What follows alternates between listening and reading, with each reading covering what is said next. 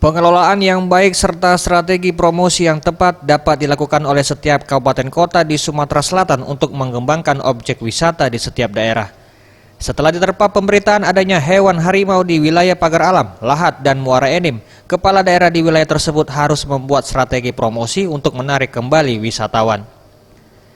Gubernur Sumatera Selatan Herman Deru mengatakan, dari hasil olah TKP di wilayah jalur harimau tersebut memang merupakan habitatnya. Pesatnya pembangunan membuat harimau tersebut terganggu.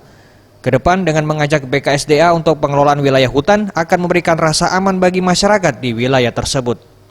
Strategi promosi tempat wisata juga harus dilakukan secara cepat, terutama wilayah Pagar Alam dan Lahat yang cukup terkenal objek wisatanya, sehingga wisatawan yang datang dapat merasa aman.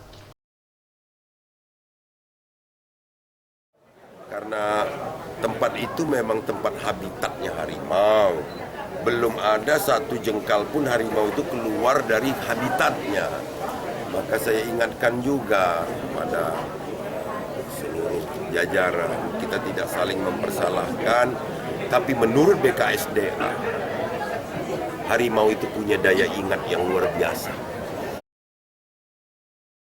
Tim Liputan Sriwijaya TV.